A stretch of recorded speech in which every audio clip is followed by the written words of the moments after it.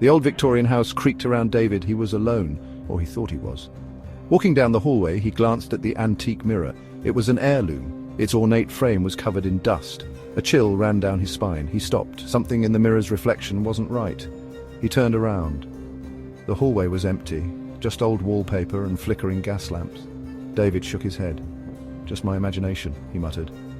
He glanced back at the mirror. For a split second, he saw it again. A figure standing in the reflection, hidden in the shadows. He cautiously approached the mirror. His heart pounded in his chest. Each step felt heavy.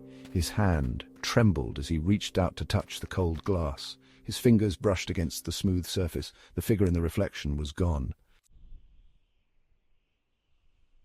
David tried to ignore the unsettling feeling that washed over him. He told himself it was just the old house playing tricks on his mind. The house had been in his family for generations. He had always thought it was charming. Now it felt oppressive. As he moved through the house, he started to hear whispers. They were faint and indistinct, like the rustling of leaves. He paused, listening intently. The whispers seemed to be coming from the walls themselves. They swirled around him, whispering his name. Fear gnawed at his resolve. He had dismissed the mirror as a trick of the light, but these whispers were different. They were insidious, burrowing into his mind. He quickened his pace, desperate to escape the feeling of dread that was quickly enveloping him. He found himself drawn back to the hallway. The mirror called to him. An inexplicable force compelled him to look. He stood before it once more. His breath caught in his throat. This time there was no mistaking it. Staring back at him wasn't his own reflection.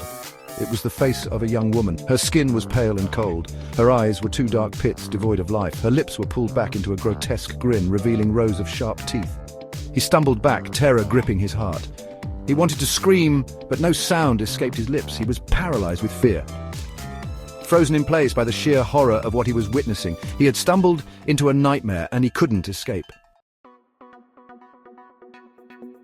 The reflection began to move. The woman in the mirror reached out, her long, bony fingers scraping against the glass.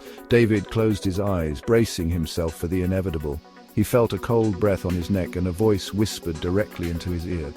"We've been waiting for you," the voice hissed. He opened his eyes. The reflection was gone. The hallway was empty. He was alone. Had it all been a hallucination? He turned to leave, his body still trembling. As he did, he noticed something on the floor. A small antique hand mirror lay shattered at his feet. It was his reflection in the shards that chilled him to the bone. The face staring back wasn't his own. It was the woman's, and she was smiling.